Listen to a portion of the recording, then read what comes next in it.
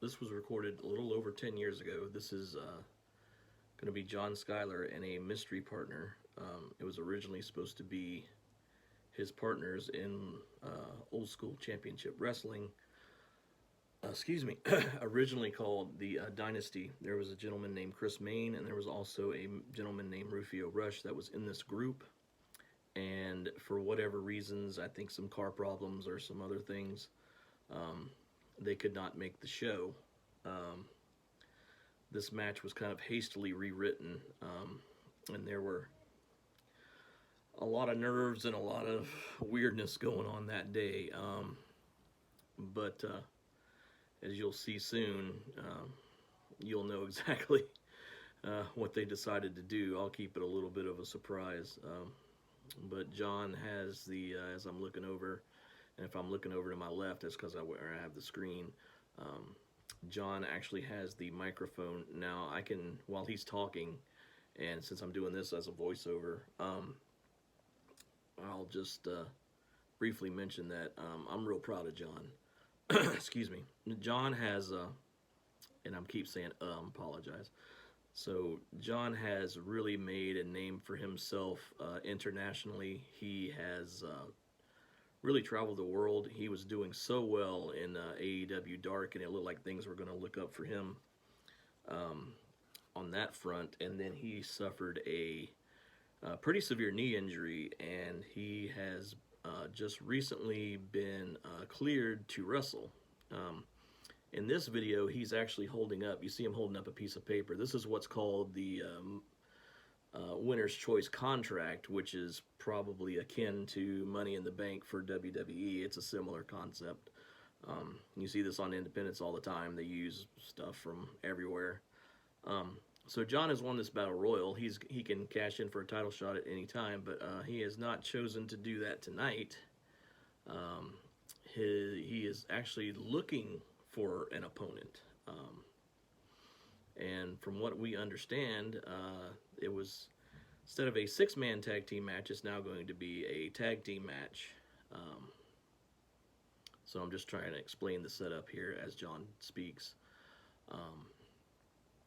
Pretty much cutting a promo. This is in Mount Pleasant, South Carolina, by the way, if anybody wants to know, which is, for those of you watching that's not familiar with the South Carolina area, just right outside of, right across the bridge from Charleston. If you go down the road a little ways, then you hit the Isle of Palms, which is the beach. And of course, this is me as my alter ego, Reginald Vanderhoff. I'm well decorated. John is rocking a top knot. He has long hair. I attempt to rock a top knot with what hair that I do have on top of my head at this point. I can't remember where the Guns N' Roses shirt came from. It might have been John's. The tights are definitely John's. You can tell the Skyler logo is on there. So we're gonna get in the ring, and he rock and rolls a lot better than I do. So, gosh, 10 years ago, 11 years ago, I'm trying to remember. Let's see. So I'd actually be 37 years old at that point. So I'm not exactly a young, fresh face in the world of wrestling, but I had been managing for over 10 years at that point. So I'm going to take the stick. John has introduced me as the perfect partner. There was no one better that he could find. Just ridiculous. So I'm going to talk on the stick a little bit. Just get these fans stirred up and, ready to watch us get our butt kicked here. Oh, yeah, I'm looking at my knees. No knee pads. Yeah, no knee pads. I guess I couldn't borrow those. That's actually, if you want some background, those boots are actually Roughhouse Matthews boots. It was another guy on the show, and a really good friend of mine. He let me borrow his boots. So, because once again, I went into this building having no idea I was going to wrestle that night. I had brought managerial gear and a suit and all sorts of stuff like that. And I might have had a ref shirt. I always carry that around. This is Brett Wolverton. He's the general manager at that point, and may still be, of OSCW. I haven't been there in a long time. So he is going to announce that he is basically saying no two men wanted to face you. And we're like, oh, yeah, wow. Yeah, of course they don't. And eventually here, he's going to say, couldn't find even 3 guys. He did find 1 guy. So he found 1 guy. So it's going to be a 2-on-1 handicap match. All right, so he's setting this up. We're laughing. 1 guy against 2. We're going to tear this guy up, right? So we're kind of happy. Bring him on out. And so when you see what walks through the curtain here, oh yeah. This is Big Hoss, ladies and gentlemen, and the graphic will probably come up here in a second. There we go. Yeah, nice flame and everything. Yeah, Big Hoss. This particular guy weighs at least 400. He is in addition to being a wrestler, he I don't know if he still is, but definitely was at that point a pretty high-ranked, very strong, tough man, power lifter type guy. He could legitimately bench press over 700 pounds. Very strong, very big. A little bit, not super tall. Maybe a little bit taller than me. I'd say maybe goes about 6'1", 6'2", maybe. I go about 5'10". Maybe a little bit taller in the boots. I could be close to 6 in the boots, because they give you a little bit of height wearing those. So this big dude is going to come to the ring, and now we're in trouble. Because we got to fight. Here's 1 guy that weighs more than both of us combined, probably, or close. Let's see. John was probably about 170, 180 here. I was, believe it or not, looking at my physique, I was actually smaller than I am now. I'm probably going about 250, 260. Yeah, I'm trying to guess. 250, 260 range, and I hope this mic is picking me up, because I don't have the boom today. So I'm looking over at the screen, so we're really hesitant about what's going to happen here. This does not bode well. This is not the guy we wanted to wrestle. My understanding was that it was going to be the original plan was going to be the Dynasty 3-on-1 versus Hoss, and that we were all going to lose. Now, I have heard, I don't want to speak for Chris Main, and I don't want to speak for Rufio Rush, but the feeling that I got, or what I understand, or just what I heard, rumor and innuendo, that they weren't happy about having to lose to 1 person, even as somebody as big as Hoss. And we had just gotten this group together. We had just reformed. Used to be called the Company, now we're called the Dynasty. And it seems like every league has a dynasty. We change that later, but so we just formed this group, and I heard the other 2 guys didn't want to lose. That's weird politics in wrestling. I don't know if that's true. I'm just saying this is stuff that I heard later. So anyway, me and John here, we're gonna take this on as best we can. Now John at this point has about 2.5 years of experience. Kudos to him. He calls this whole match. Which shows his maturity, even at this level. I certainly wasn't going to call spots in the match. I probably could have, but John called it brilliantly. So here we go. So we attempt to lock up, and we're going to show that John, despite being out-muscled, is much faster than Big Hoss. So, hey, you can't hurt us if you can't catch us. So, giving him words of encouragement there in the corner. And like I said, as a manager and referee, I have an idea of what I want to do in there, or have an idea of what I can and can't do in there. The problem is, I just don't have the physical skills to do it. John's going to take a lot of this, so I'll have my moments. Yeah, there we go. Yeah, just cowering in the corner, big hug, everything's okay. A lot of fun stuff here. All right, so he's going to tell me to come on in here. We're going to come in. We're going to play a little game of chicken. So this was actually a fun little spot right here. So he drives his fist back, and then he just kind of blows wind.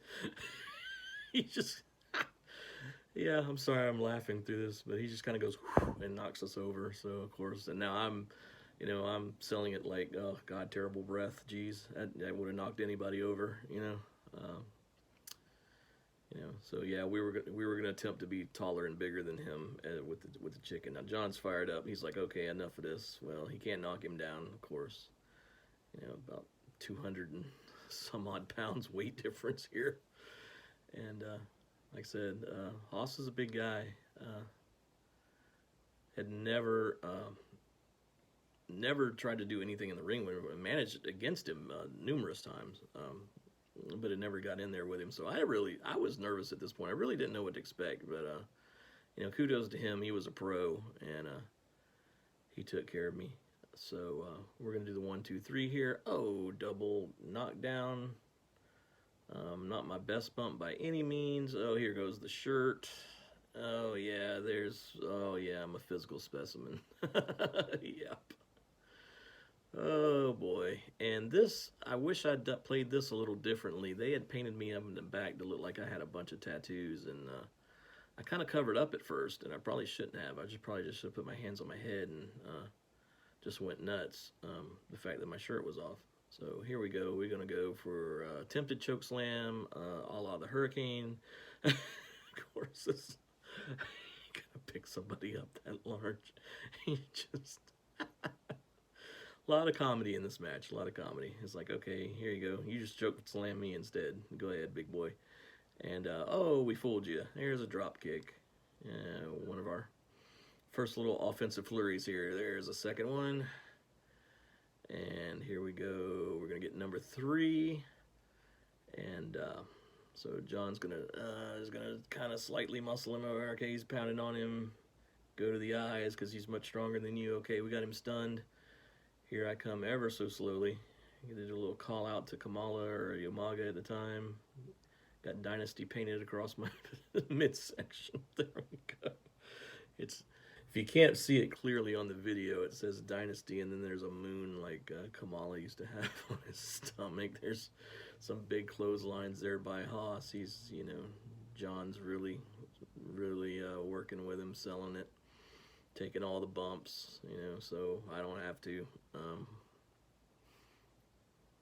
But you'll see here in a minute what I call the big one. There's, hip toss after hip toss. He's just taking punishment. He's toying with us. He can pretty much finish this off at any time. There's a big gorilla press slam. No problem. Big power slam. Looks like the end of the match. 1, 2. And actually, Haas, he didn't really so much kick out as Haas kind of rolled off.